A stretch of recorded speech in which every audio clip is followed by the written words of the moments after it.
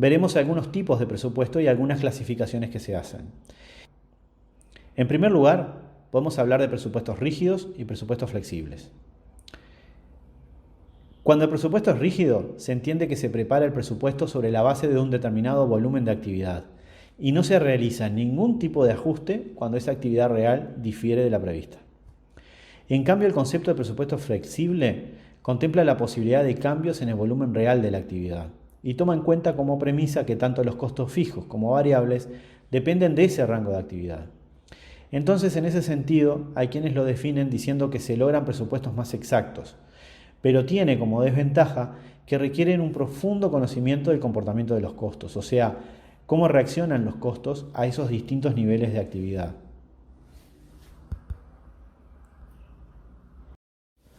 Respecto a cómo se elabora el presupuesto flexible, podremos partir de calcular costos e ingresos unitarios y distinguiendo siempre entre costos fijos y variables. Y escogeremos un rango posible de nivel de actividad, digamos, distintos escenarios de niveles de actividad, y para cada nivel calcularemos su presupuesto. Entonces, vamos a tener todo un umbral de niveles de actividad y su presupuesto correspondiente, donde podremos tomar un mínimo rango de actividades, que sería el punto de equilibrio, es decir, aquella cantidad producida y vendida que nos daría una ganancia cero. Y por otro lado, podríamos tomar un máximo rango de actividad, que sería la máxima capacidad productiva de la empresa. Entonces, a la hora de hacer el análisis de desvíos o de variaciones entre lo que realmente fue la performance de la empresa y lo que se había presupuestado, se puede realizar comparando el presupuesto inicial ajustado al volumen real de actividad. Por lo cual, las únicas diferencias que vamos a tener son solamente diferencia en los ingresos y costos unitarios y el volumen total de los costos fijos. Vamos a ver ahora otro tipo de presupuesto, que es el presupuesto basado en las actividades, que es conocido como presupuesto ABB por sus siglas en inglés, que no es otra cosa que la adaptación de la metodología del costeo basado en actividades y de la gestión basada en actividades a la formulación de presupuestos. Podemos plantear las distintas etapas con las cuales construir un presupuesto basado en actividades.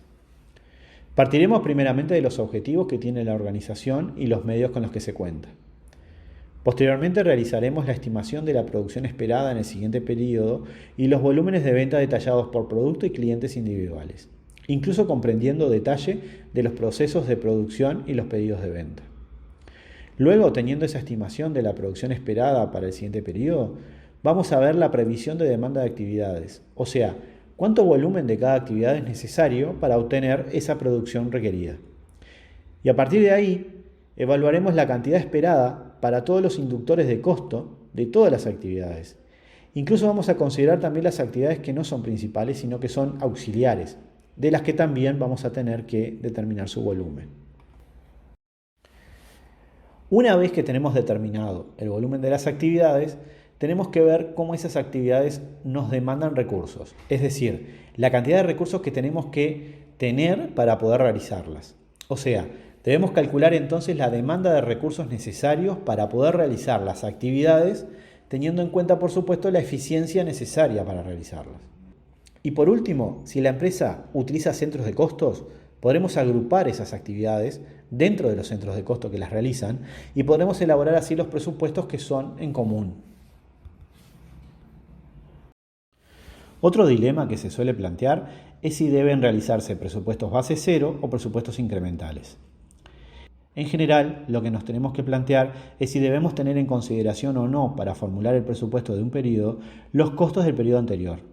Y eso da lugar a dos posibles planteamientos, dos posibles respuestas.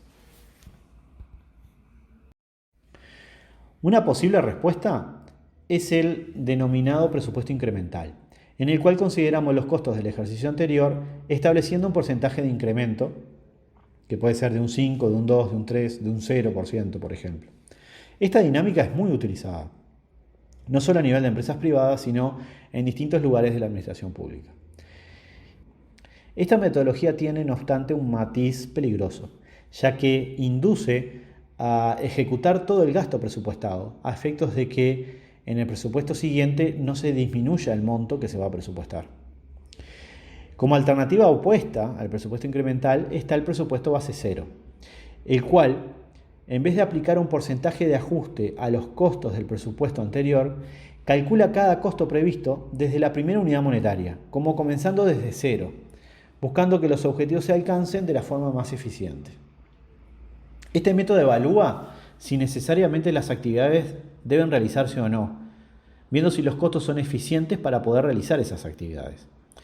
En este aspecto tiene puntos de contacto con el presupuesto basado en actividades que vimos anteriormente.